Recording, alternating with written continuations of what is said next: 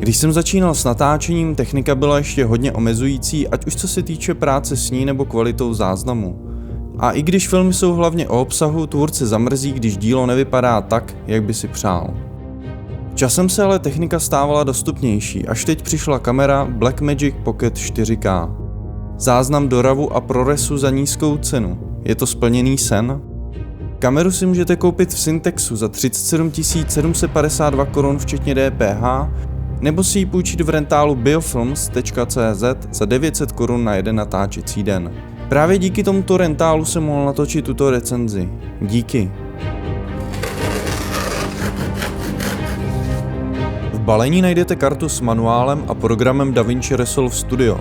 Dále napájecí 30W zdroj pro kameru včetně redukcí, který můžete zároveň dobíjet i baterii. Krytku na Bayonet Micro 4.3 a jednu LPE6 baterii, která vydrží přibližně hodinu. Tělo je z uhlíkového kompozitního materiálu neboli tvrzeného plastu. Pocitově extrémně lehké, až mi to přijde jako hračka. Připomíná mi to Fujifilm Instax. To je největší neduh kamery. Vše lícuje, dobře se s ní pracuje, ale tak nějak nevěřím, že vydrží náročnou práci, zvlášť za horšího počasí. Bohužel jsem neměl možnost s ní hodit o zem, abych tu udávanou extrémní odolnost vyzkoušel.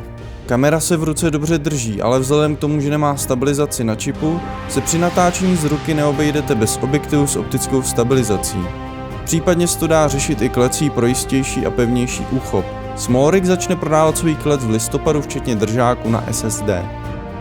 Pro záznam můžete použít SD kartu, CFast kartu, externí SSD disk nebo flash disk přes USB-C. Vzhledem k ceně médií a vysokému datovému toku záznamu bude SSD nejvhodnější. Kamera se ovládá z velké části přes dotykový 5palcový displej, na který se dobře dívá. Kdyby byl výklopný, pravděpodobně byste ani nepotřebovali externí. ISO, rychlost závěrky a vyvážení bílé můžete ovládat přes 3 tlačítka na vrchu kamery.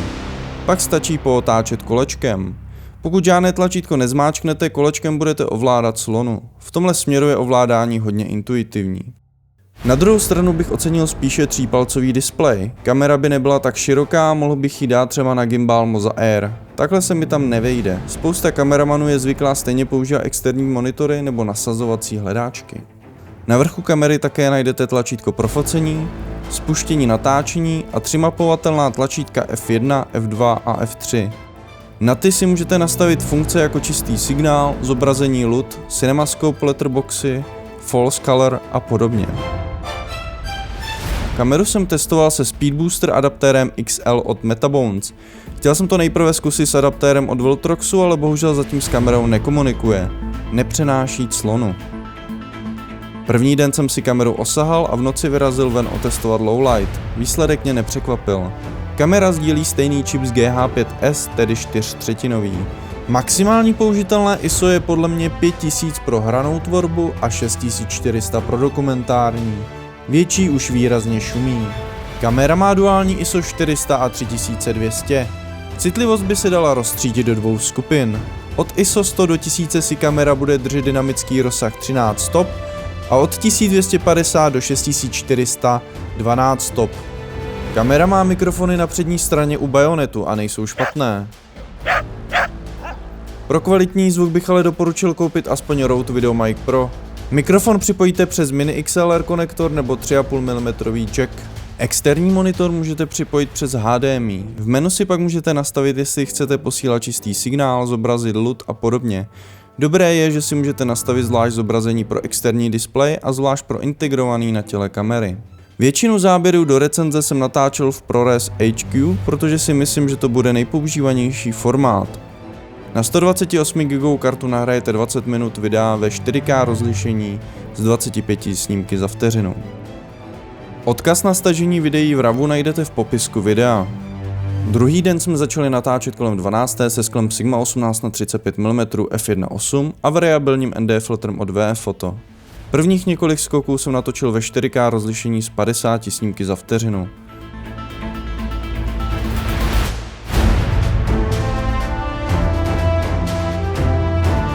Potom jsem kameru přepl do slow motionu.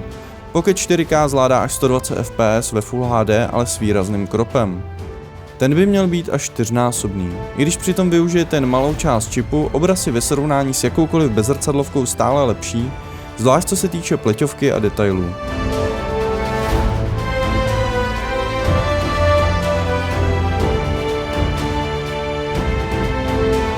Během přehrávání si můžete obraz posouvat prstem, vše jde plynule bez záseku. Můžete si taky obraz zvětšit kliknutím na tlačítko s lupou a aplikovat LUT. Zobrazení LUT od Blackmagic mi ale přišlo nepřesné, obraz jde hodně do zelena a do přepalu. Poslední den jsem pouze porovnal Blackmagic Pocket 4K s Panasonic GH5. Kdybych měl obojí srovnat, Blackmagic Pocket vede co se týče obrazu, to bez diskuze. Panasonic GH5 zase ve všem ostatním. Z GH5 jsem natáčel i 15 hodin v kuse, z Blackmagic Pocket bych si to asi netroufl. Několikrát se mi nechtěla zapnout ani po výměně baterie. Jednou se chytla až na 7. pokus přepínání on-off. Přišlo mi to jako startování fichtlu. Možná by tento problém vyřešila V-mount baterie. Od jednoho momentu mi nechtěla načíst ani data na kartě pro přehrání. Snad tyto chyby časem opraví update. Závěrem ale můžu říct, že pokud vám jde o obraz, Pocket 4K nemá v dané cenové kategorii žádnou konkurenci. Před koupí si vyzkoušejte v rentálu stejně jako já a počítejte s výraznější investicí. Speed booster, klec, SSD, sada baterií, duální nabíječka. Cena trochu naroste, ale zvýší to komfort natáčení. Já ještě nevím, jestli si ji pořídím. To ukáže čas. Snad za pár let přijdou se stejnou kamerou, ale lepším zpracováním těla. Klidně i za vyšší cenu.